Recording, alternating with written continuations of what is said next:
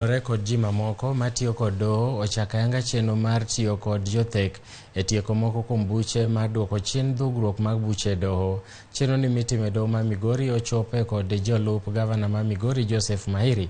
Watudore gi jafwambo marwa mondo omiwa ler mathoth e wachno George Juma kanitiere kaunti ma Migori. George Juma, inyalo ketowa e ler ni to chenro ni itayo e yo machalo nade kendo biro nyalore mondo mi otiek ywaruok mag Doho oko mar Doho. Erokamano Milton, winji makare ka bende nyaka sama owuoyo kwa wuok e dono maduong' no ma Migori, kama bende iyawo ayanga chenro no mar neno ni moko kuom cases koro tieki oko mar Doho, bende kizungu dendo kaka court annex mediation. En nyiso ni cases moko ibiro kel jothek ma bende koro twake cases gi, kendo ka winjruok obede kinyo bende nyaka sani koro yware titere e Doho kama bende koro Doho go isei ni winjruok ma kamae koro chope e kinyo bende yware. Ka bende nyaka sama weni en chenro madhi nyime bende koro yware kod oganda kaachiel telo mopogore opogore moting'o jalup gavana ma Migori Joseph Mahiri ochopo chenro machal kod mae. Gima bende waseyango en ni ji maromo kata joket thek maromo 15 nyaka sani koro oseyiero bende koro dhi chake chenro ni mar kelo thek oko mar Doho. Ka bende kwang'iyo lipot ma igolo kod Doho wacho ni yore thieth kelo thek ne obiro kod chike ma Kenya kae mar higa mar 2010. Ka bende piny Kenya osebedo ka odhi nyime to ahinya kochak higa mar 2016 nyaka sani cases malom 480 osetim oko mar Doho ka itiyo kod jothek ma bende oyangi kod Doho. Ka bende wane chenro machal kod mae bende oseduoko seche ma ikawo ka itieko weche gi mag itere e Doho ka owuok kuom dweche 24 nyaka ndalo 66. Ka bende ma koro osekonyo ahinya e weche go mag Doho. Wadani mondo ko watude kod achiel kuom oganda bende koro chopo kae riwruogo mag oganda mar ng'en to chenro ni ma bende koro ichaka yange e kaunti ma Migori. Ere kako dhi konyo e tieko moko kuom cases bende wane ahinya ng'eny gi gin cases go mag low ma bende thoth gin anyuola ema osebedo ka yware ma gin gigo matindo ma inyalo tieki e kor gweng' kata inyalo tieki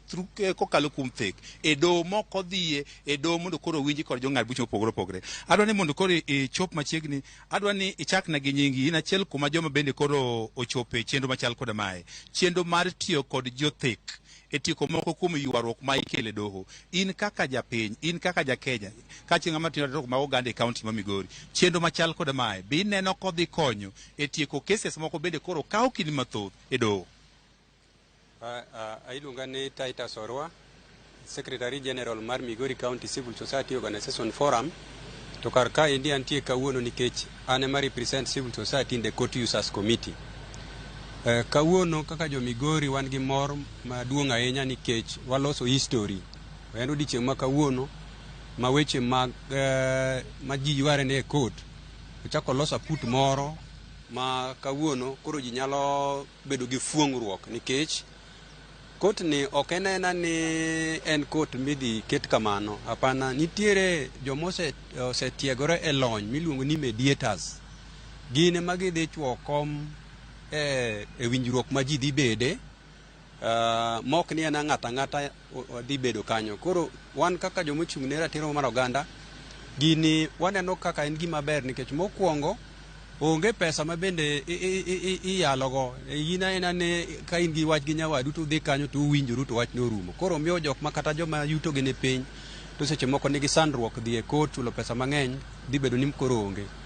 Mar ariyo, joma dhi bedo ka koro ni winjo wechegi gina joma ni dala ka, ng'ama ing'eyo man gi lony motegno. Koro luoro moro ma ji bedo godo ni okay, adhi ir polis ki adhi ir timo ang'o, mago be dhi bedo maonge. Koro joma wang'iyo godo gi ema dhi bedo kacha to ji go ma mbaka tifuono tie chik tiketo chikno maber. Ka ji osewinjore gik ma ji owinjore godo ikawo titere court. Koro court ema dhi ng'iyo ni okay, nuwuoyo gik ma nowacho noluwo chik, kaka nuwuoyo muwinjoru ber, koro keturu lwetu to wach ni timruok nade ing'ado aganda mayom. Koro wan kaka joma ochung' ne ratiro mar oganda sana koro wakwayo jo Migori ni mondo gima waketo e tim kawuono ni watiuru kode maber kendo paro maleo wamedie. Joma ochung' ne jofwambo kod keyo bende wadwaro ni mondo mi ma dhi miyo gi nafas maber mondo mi seche ma jogi wuoyo buche ma ging'ado gin bende ginyiso ji kaka buche go ing'ado mondo wane niya kwe mabiro bede piny kaka wan jo Migori ka kwe mwan godo sani obedie manyaka chieng' mondo mi dongruok odhi mbele. Kwatieko kang'ene cases mage nyemo uneno ka inyalo tieki moko dhi e doho kata mage machando wa ahinya tang'o madwer bondo keti mondo chenro ni mar thekni obed makare kaunti ni. Cases koro mwadwaro ni mondo teri e doho gin cases machalo nego ng'ato, iluongo ni murder, very serious criminal cases ema owinjore be ni itere doho nikech gin gi ranyisi moko ma samoro mediation ok nyal konyo.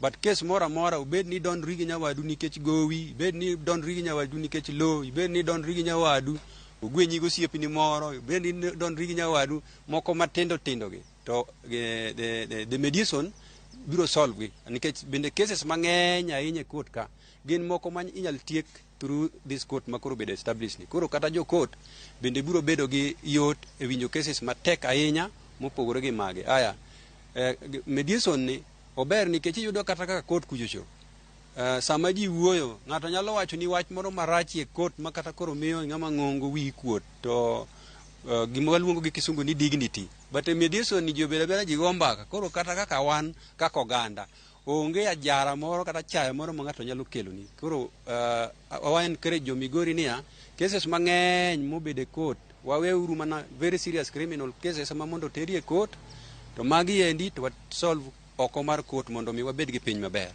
Erokamano kiwinjo mano paro bende ogol kod jal makita togo mag Oganda County. Bende twak madhi nyime kanyo waseyango ni cases mang'eny ma bende koro iwach ni ber ka itieko oko mar doho ka itieko jothe gin cases go mag lowo ma iwach ni nyaka sani ng'eny gi opong'o doho to gin cases bende koro familias ema koro yware kendo nyalo bedo piny mondo tieki moko chobe. Bende waneno kaka kata ruoge go mago kinde bende nyaka sani koro singo ne gidhi rwako chenro machal koda mae gidhi beto kenge ma mbele maneno ni yot tieko cases gi ka itieko kod mano ma thek koro dhi makare e kaunti ma Migori.